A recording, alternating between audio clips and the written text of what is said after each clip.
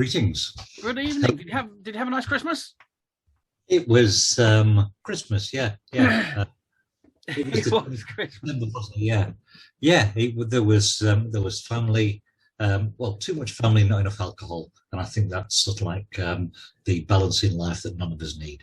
Like I say, that's the wrong mix, isn't it? It usually needs to be more alcohol than family as a ratio normally. Yeah, I think that needs to be set. Yourself, did you have a good one? It was nice and quiet, to be perfectly honest with you. It's something we got used to having quiet Christmases about 25 years ago, when we just decided to basically go, fuck everyone else. We just get on with it. And so instead of trying to have the stress and all that kind of ridiculous rigor of Christmas, we just lie back and enjoy it and let people come to us, or we'll go around to them without any pressure of anything. So, the way definitely the way it should be. Yeah, use it as a time to recharge one's batteries, or at least buy a shed load of double A's. That's usually what happens when you've got a 13-year-old in. Yes, I've been using some batteries as well, but they just make my teeth rattle nowadays. So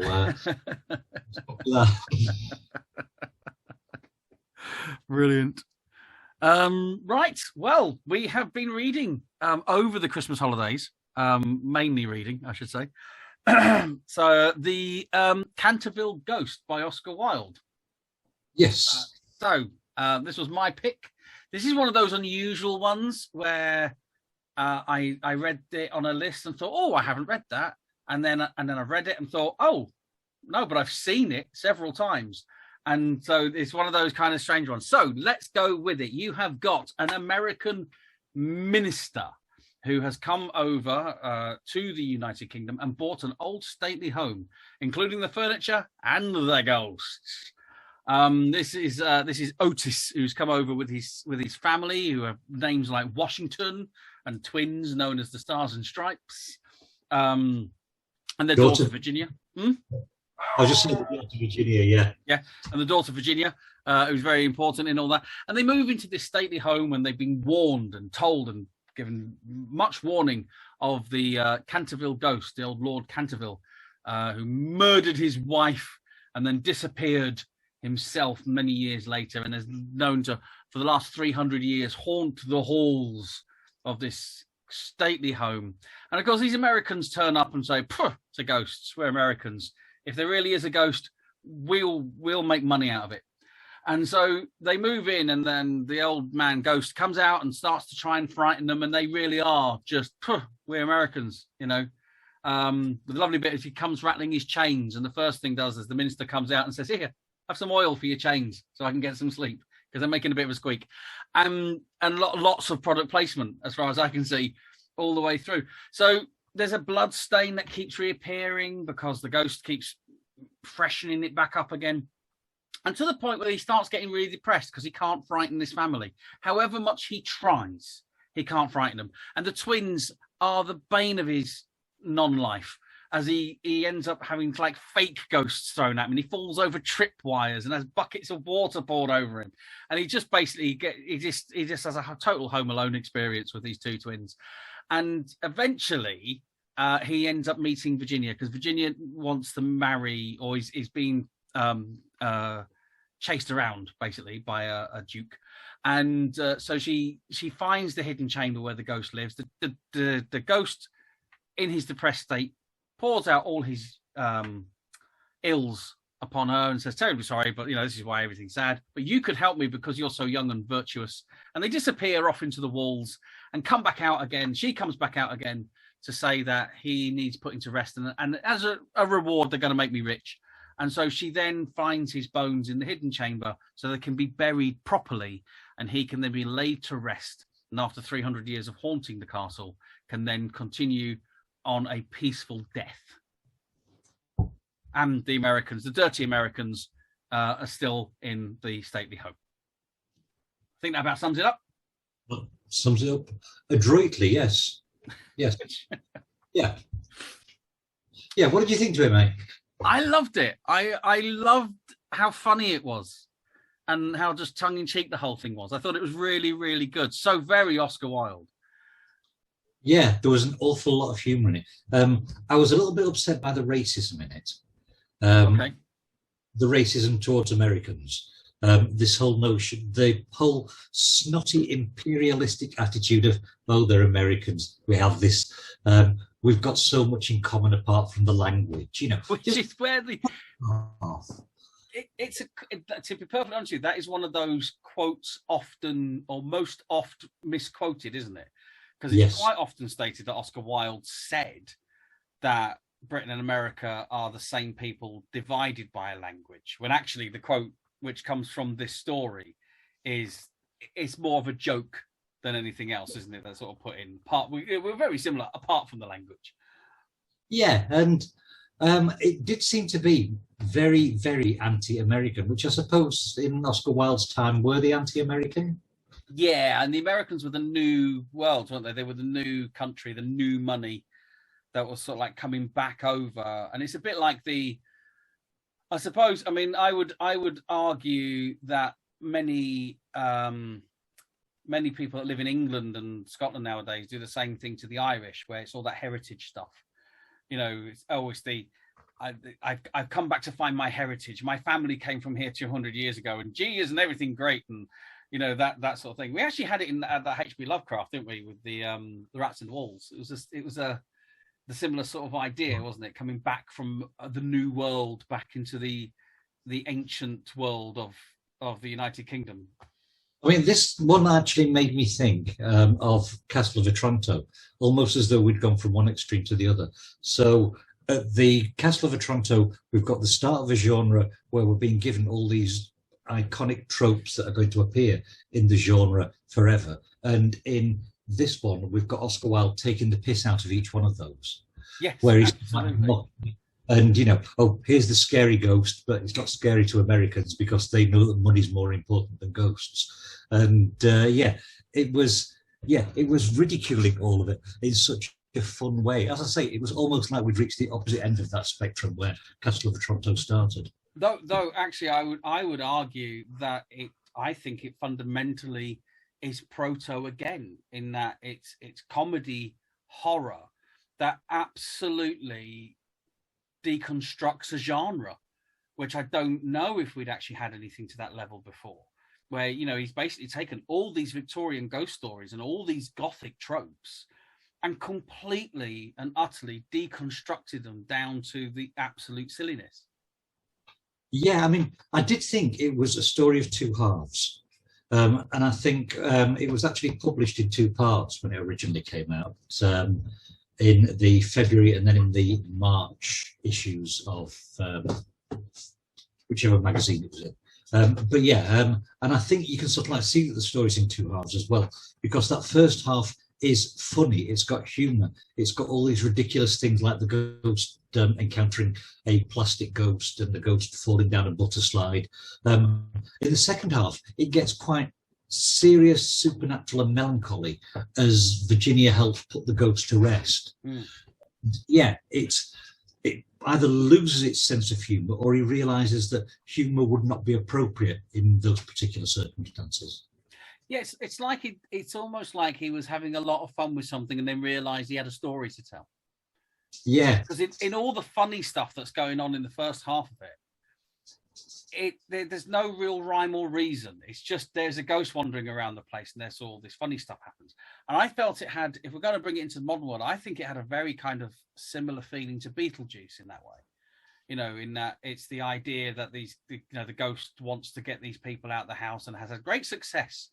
And when he's recounting all his past successes of getting people to shoot themselves and drown themselves with fear, and he was relishing in all that, and it was a lot of fun. And I mentioned the Home Alone thing. I think the whole slapstick side of it as well is very again proto in the way that it was working.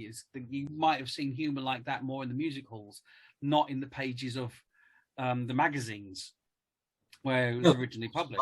Of Tristram Shandy to that extent, where we're sort of like seeing scenes that are farcical in the way that they're laid out. And yeah, as you say, a slapstick form of comedy. Yes, yeah, massively so. So when it got to the actual nitty gritty of what was going on, I think there might have been a thing in Oscar Wilde's skills in this, in the reason it was so split, in that he can write the comedy in that way, and he can write the serious and melancholy in that way, but combining the two of them meant that it kind of split into those two different areas. When he was dealing with the ghost being sad and the reasons for the ghost being sad, he lost his ability to create the humor on top of that. It's almost like he had nothing to hold on to create the humor on top of that. That makes sense, yeah, because we see a lot of humour in his stuff, such as in The Importance of Being Earnest. We see seriousness, like in Portrait of Dorian Gray. So this was like a balance between those two, like 50 Shades of Dorian Gray.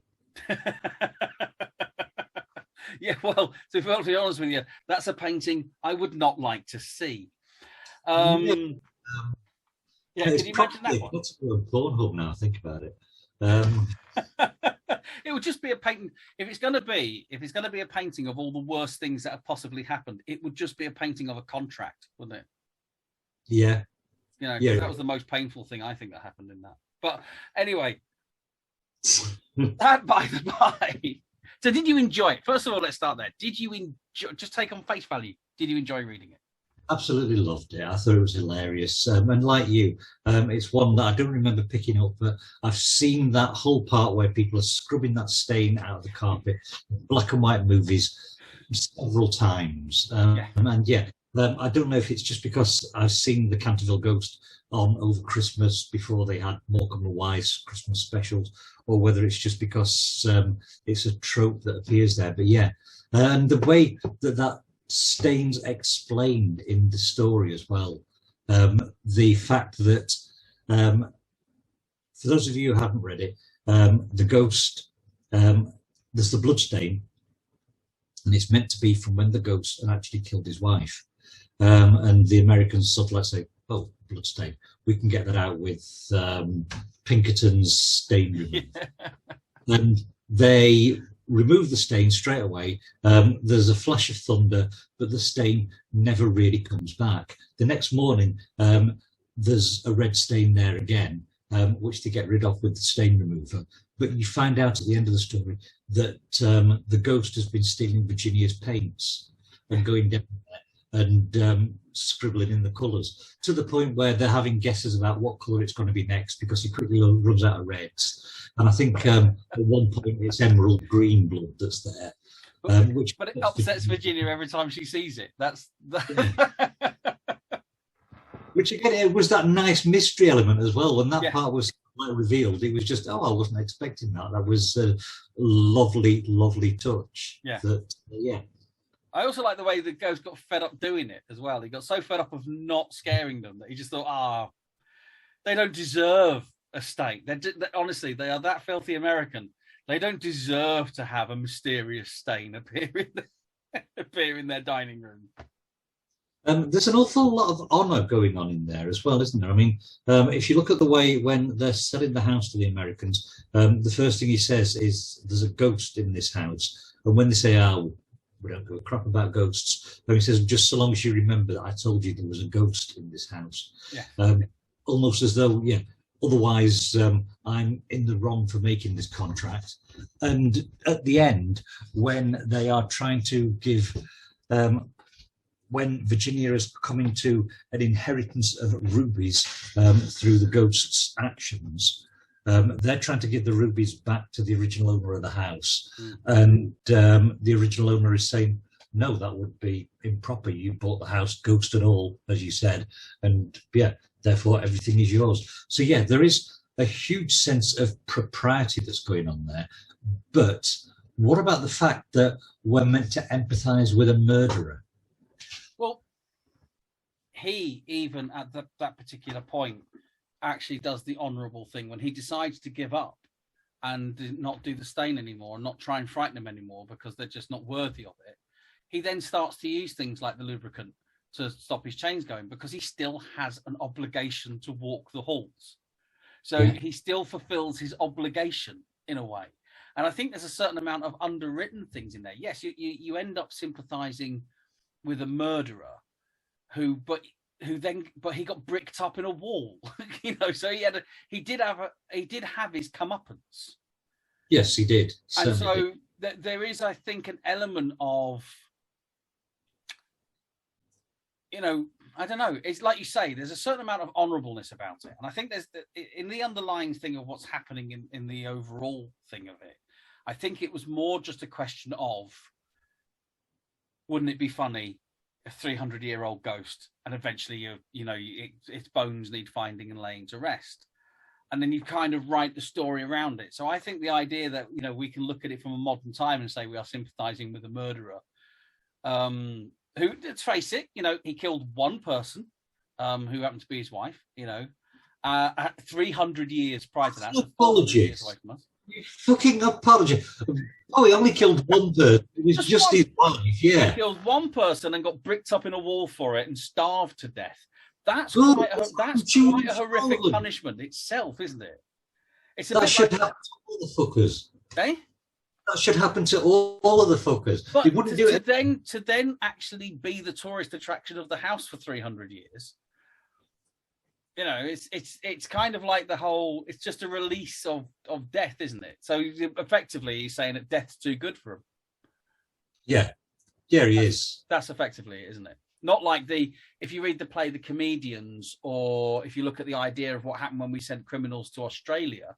I mean, within The Comedians, like I say, if you look at the death camps of the Nazis from the war, and you go into those, and they actually had within those things a punishment block for people that have already been sent to the worst place on earth as punishment for further punishment should they step out of line. Yeah, but in fairness, you would need that, wouldn't you? I mean, if you've got people going over there, it must be a case of, well, what the fuck are you going to do to me now? Yeah. That's what I mean. But the punishment was to be sent to Australia, wasn't it? That was the punishment. But then they built prisons for them over there because the guards thought, oh, no, they're still prisoners, even though they are serving their punishment. So at what point does a crime not be served, I suppose? And not only that, we don't actually know what the wife did. You know, we're talking about 300 years ago. That might have actually been appropriate for a husband back then. Oh, for fuck's sake. Oh, you do. Right, first of all, you've been an apologist for it. Now you're victim shaming. Oh, I know. I'm just saying it's of its time. It's of its time. You know, it's a bit like, you know, children in the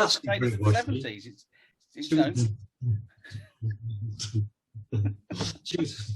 Sorry, love, what did you say? My wife says she burnt the toast. Well, there you go. Yeah. I believe you have a very good fireplace in your front room with a wooden floor. That you could, you know. So you're right. We don't find out what's happened there. In the notes that I was reading, it points out that the story ends with Virginia marrying Duke of Cheshire after they both come of age. And she tells her husband several years later that Sir Simon helped her understand what life is, what death signifies, and why love is stronger than both. Yeah, well, she is very depressed, isn't she?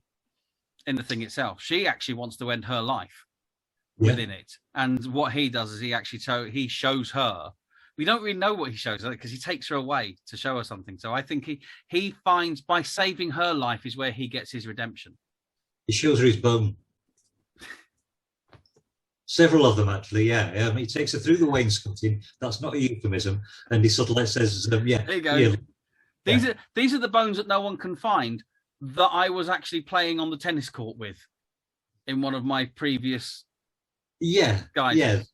That is something of an anachronism. Plot hole. Yes.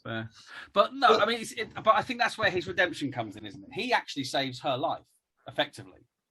Yeah. Yeah, I think he does. And I think I think that's part of the strength of the story. And one of the things that I really liked about it, the fact that we've got humour through that first half. So we're being faced with the whole notion of the supernatural in the broad light of day is very, very ridiculous. So the whole idea that, there's ghosts walk here. And if you're reading that during daylight, you're just thinking, yeah, of course there fucking are. Anybody stupid enough to believe that, in that case, do you want to buy this Blackpool Tower I've got for sale in the promenade? But at night, it's kind of different. At night, if you're sort of like reading something when it's dark and it's spooky, in that case, you do get the impression that, yeah, these things could happen. And Oscar Wilde has clearly written this for people who will be sitting down thinking, it's a spooky story. I'm going to prepare myself and brace myself for it. So I will read it in daylight and been amused and got the humour from it and thought, yeah, this is great.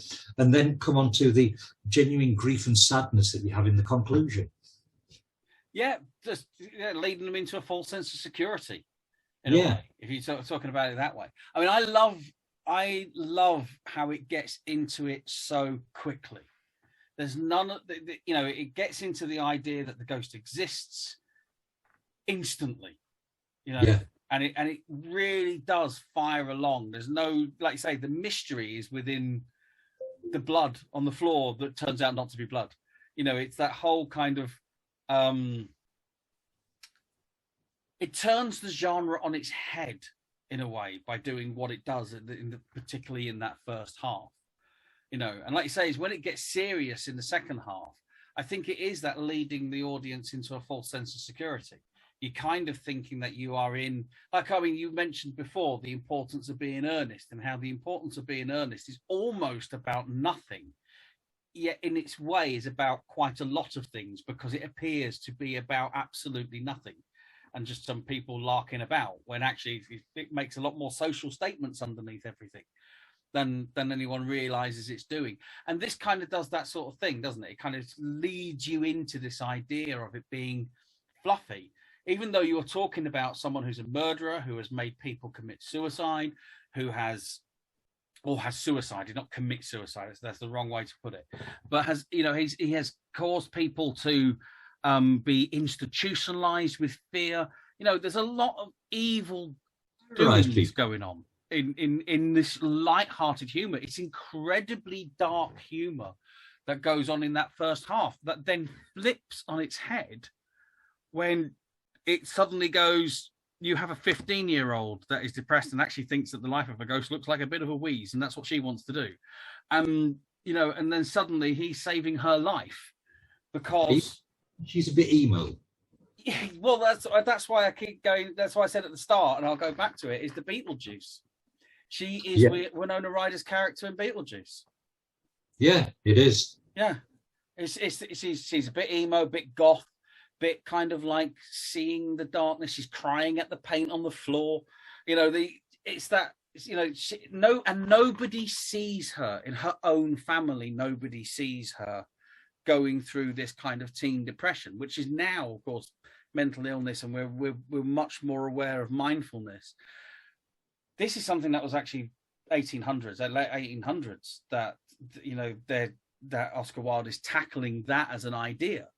And I think the way that he does it, in a funny sort of way, it takes talking to someone of absolute darkness to understand that she had a lot of life and a lot of light to offer.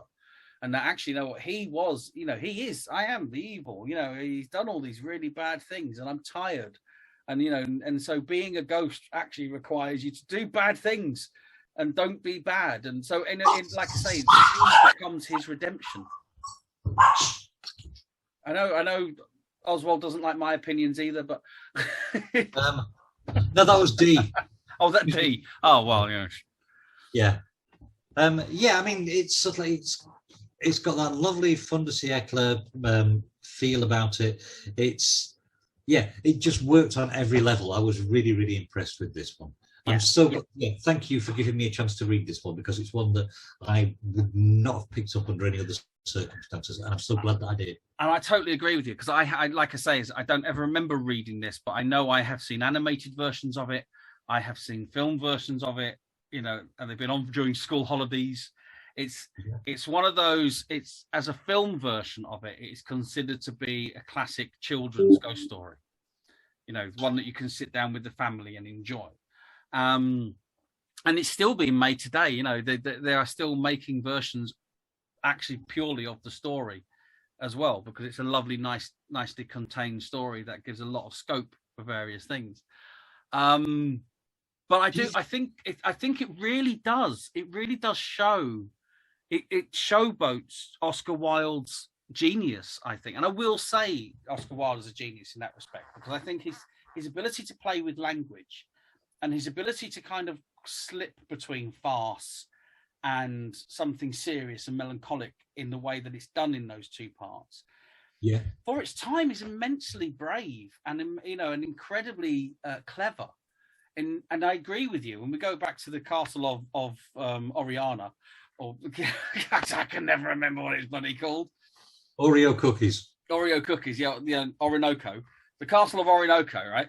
When we go back to that as its prototype, because it creates all these tropes, the way that he picks those up and plays with them very, very quickly and very, very light, but then places it in such a dark setting, is something that nowadays, if you have people like Steve Pemberton doing that kind of thing, who writes Inside Number 9 with Rhys Searsmith, and you class them as being genius for being able to cross genres in such a way. And this is Oscar Wilde doing that in a tiny little story that I don't think gets the same kind of love as things like The Importance of Being Earnest and The Picture of Dorian Gray, which within their own ways are unique, works of creativity. Yeah, it's maddening that society sort of like kicked the shit out of Oscar Wilde and sort of like, so that he wasn't writing more. Bad society. Bad. Naughty society. Yeah. Yeah. Do you think that the disparity between the English and the Americans still stands up today? No, I think I do think it stood for a while, but I actually think people talk about cultural appropriations and the way that cultures, and they talk about the culture war that we have at the moment and all that kind of stuff. Mm-hmm. And I think I don't agree with culture with it. I think everything assimilates in some sort of way. And I think that British culture was seriously impacted by as Americans rose as a capitalist power. Yeah. Then it did actually have massive influx on us. Do I disagree with it? He said, looking at the amount of toys behind me, no, I actually American culture is something that does kind of sit within me. But I do think it did for a long period of time after Oscar Wilde become a big thing, particularly with things like the language. Because remember, you're talking about coming out of the Victorian period, and I think we still have it a bit now. I'd even got involved in something on Facebook this week regarding grammar and a proper use of words and spellings and stuff like that. And I'm a great believer, if you can understand what someone is saying, then the other thing comes secondary. Fine. Use the fact, use the fact that they can't spell there, or the correct spelling of there, as a way of judging them, and then moving on and not listening to them. That's fine, but not as a way of crucifying them. And so, which is where we seem to have come, and that seems to be a hangover from that time. In terms of, it's like the Americans.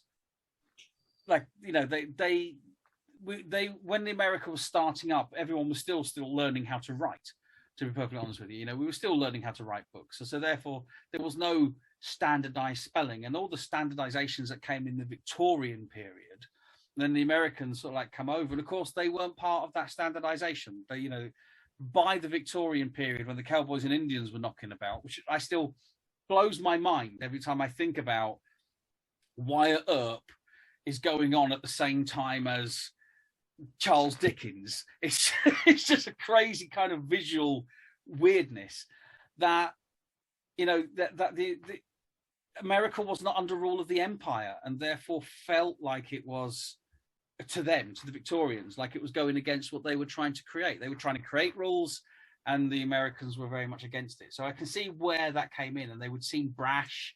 And, Christ almighty, even in the 80s, 70s and 80s, we were still telling jokes about people wanting to outdo the Americans, because the Americans would always come over here and go, oh, Jesus, look at that Blackpool Tower. Ain't that quaint? We would build something 3 times that size in a week. That kind of arrogance that came from America. I don't know if it's still as much nowadays.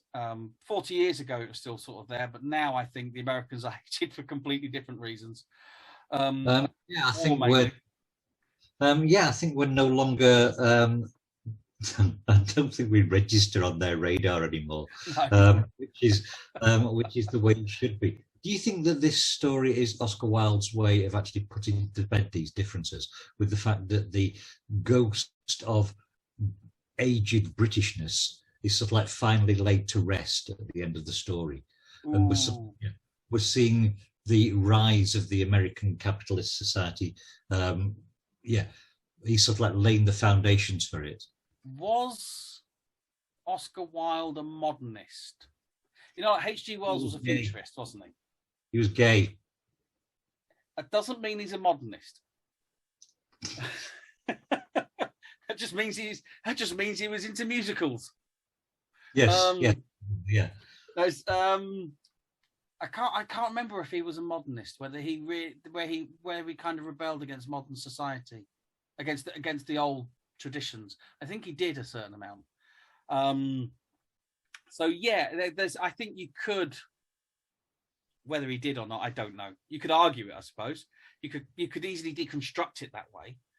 I think it might be a bit simpler than that. That using Americans being brash was, if you are writing for an audience and you're wanting to get a message across very quickly in how these kind of things are doing it, is I think the idea of using someone from a modern world, which was the Americans, and then trying to chuck them into the middle of what is the traditions, is a very, very quick schematic way of getting the audience on board quickly with what you are saying.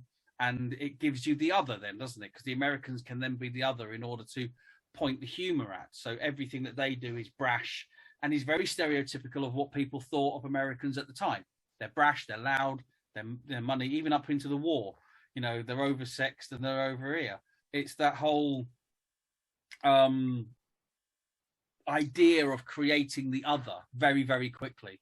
So I think I think you have a valid point there, but I also think the more I dwell on it, the more it does look the way I was saying, that we're sort of like, you've got Oscar Wilde saying, look, it's the end of Britishness now. Americanism is what's going to happen. This was published in a weekly magazine, which you would sort of like buy because you're entering into a capitalist society where you purchase a weekly magazine. So and the whole story is about having bought the castle and the ghost, almost as up you can buy a physical existence of someone. I mean, we're not talking about slavery. We're talking about something that's potentially worse than slavery. You know, I'm not just buying a human being, but I'm buying the existing soul of a human being that still lingers on here. Now, that's a very interesting point. That's a very interesting point. I'm not trying to say there that slavery is, slavery was fine. No, it's the soul, the idea of buying a soul, which is, because the American guy, Otis, he goes into that very early on when he talks about buying, we'll have the furniture, we'll have the ghost, we'll have the whole lot of it. You know, he's very dismissive of the tradition that's going on with this house. Very just I don't care. I want to buy it here, have an obscene amount of money and just give me what I want. And he even says, look, he even uses that capitalist idea as a reason that ghosts don't exist. If you have such a thing that exists as ghosts in Europe, we would have packaged them up and taken them back to America and made money out of them. I mean, so that, you know, he's actually being that brash minor type thing. But the idea of owning the soul, I mean, not forget slavery, never do that, but take away the idea of ownership of a person, the ownership of a soul. And that's where capitalism really comes in, isn't it? Because when you look at modern world and you look at brand loyalty, you know, if all you ever do is buy Nike or all you ever do is buy Apple, that's a brand owning your soul, because that's your spirit. That's what you're buying into all the time.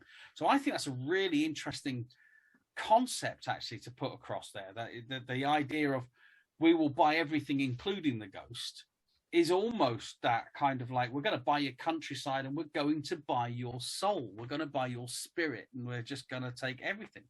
So yeah, that's a really interesting point, actually. I never thought of it that way. It's really good. Yes. I mean, we read stories. I don't know if we've read any yet on here, but there will be stories that we read where people sell their soul to the devil, or make where their soul is part of a bargaining chip.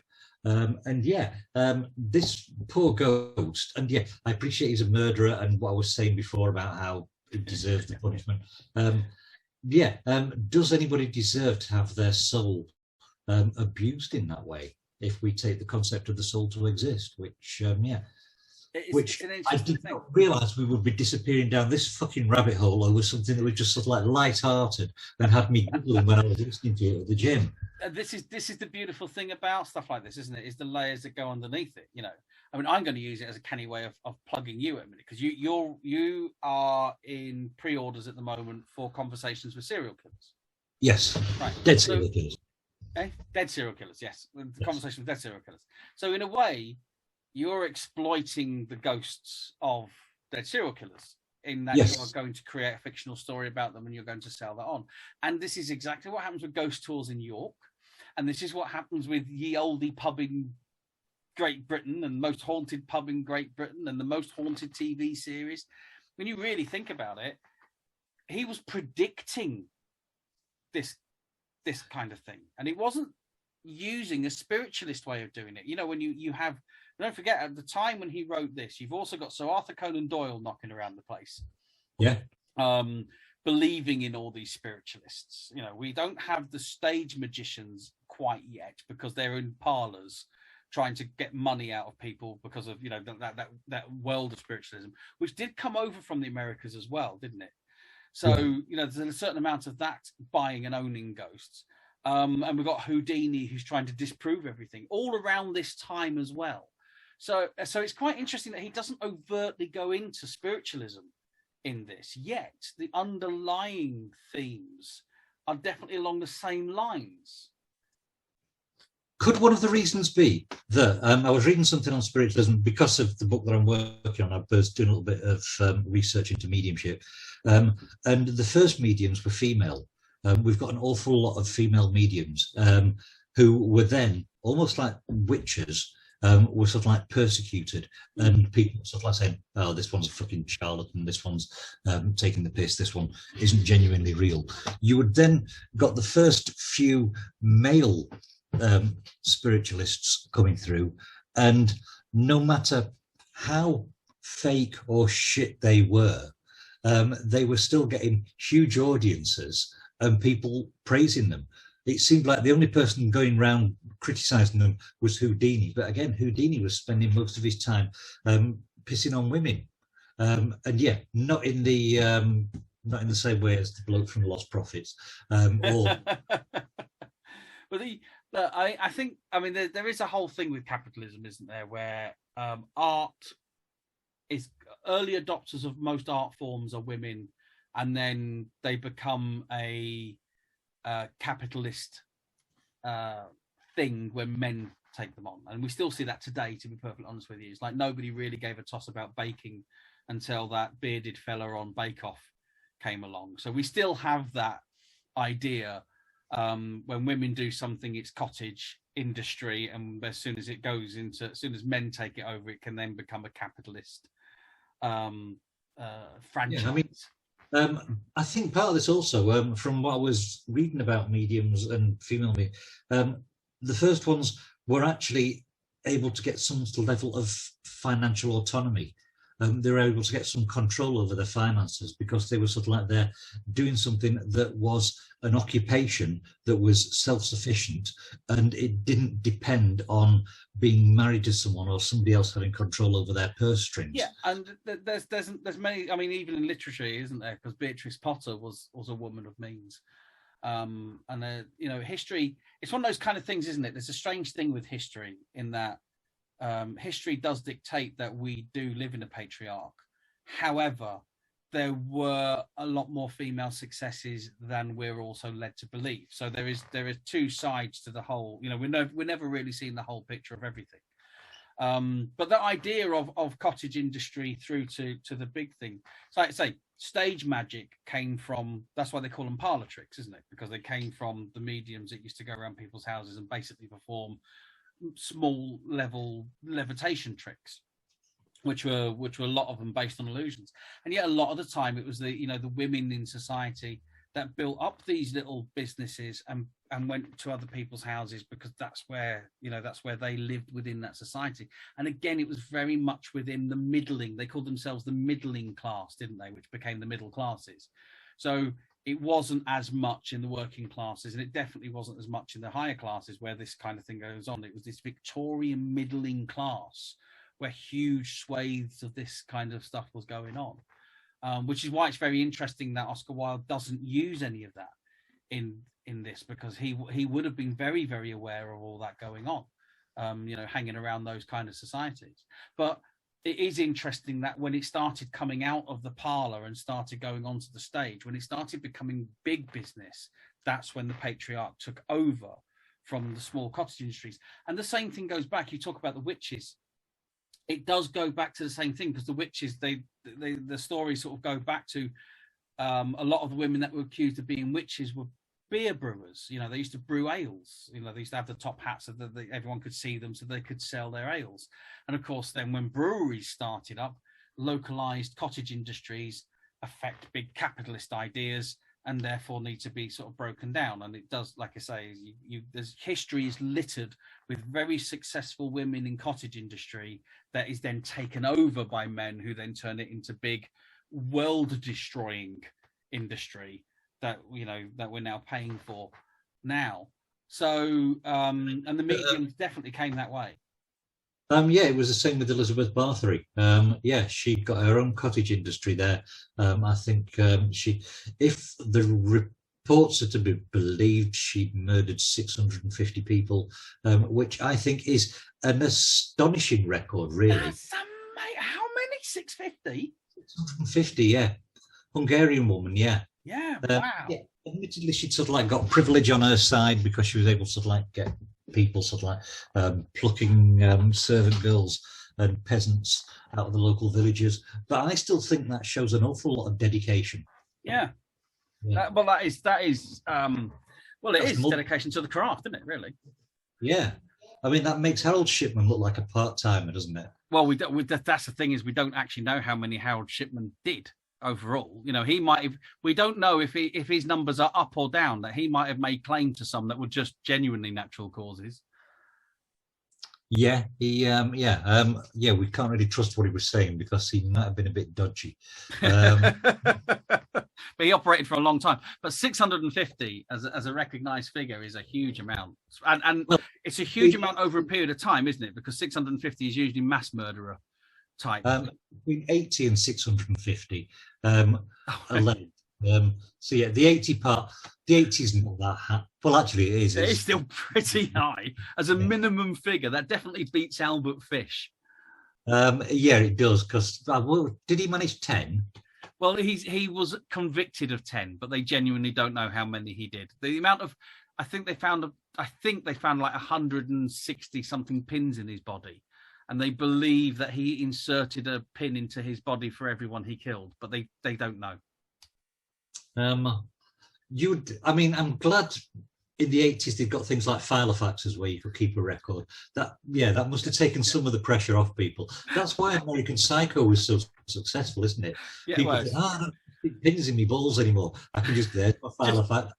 A much easier diary to keep, isn't it? Than I'll just put a pin in it. Clever, very clever. What we're reading next week, mate? Oh well, actually, you got a suggestion from someone, didn't you? I did, yes. Right. So, do you want me to look professional and find it, or should I? No. Look as amateurish as we always do. Right. But as a recap, whilst you're looking for that, I'd just like a recap. Thoroughly enjoyed this story. I thought it was absolutely brilliant. You seem to think it was absolutely brilliant as well. So I'll speak for you whilst you're still there. It's definitely worth a read. The language that's used in it, and I'm not talking swears here. I'm talking just the way the language is used is beautiful to read. It hurries along really nicely at times, and then when it slows down, it does it so beautifully that it's well worth picking up and having a look at it. So, the Canterville Ghost is definitely one that you should pick up and have a look at without a doubt. Definitely, yeah. The films, from what I remember, are okay, but the films haven't stayed with me. Well, parts of them have stayed with me because clearly I remembered them. Because you remember them, yeah. Yeah, the story is kind of powerful. So next week, thank you to Xerxes Mustaka. We are going to be looking at Wake Not the Dead by Ludwig. I don't know if it's Tieck or Tick or Tech, Tieck. But Wake Not the Dead. Not the Dead. by Ludwig. By Ludwig. Yeah. Ludwig. Every time I'm going to see that, I'm going to think of that animation from the 1970s and 80s. I was just thinking, rather than calling him Ludwig, I should have called him Mr. T. Yeah, that works even better. Yeah, I think Ludwig, and then a classical music playing dodecahedron. And they say that children's TV was not influenced by drugs. Yeah, all right. No, I'm still going with calling him Mr. T and saying, I pity the fool who does not read Wake Up the Dead. I ain't getting on no astral plane. Nice, like it. Brilliant. Please hit subscribe, hit like, hit all sorts of different things on there as well. And we're going to say this is going to be it's a lovely suggestion, this one. I'm really looking forward to reading this. And next time we will be along, we'll be in the new year, unless you're watching this late when the new year's already happened. But I've got it on good assurance that 2022 is going to be so much better than 2021. Anyway,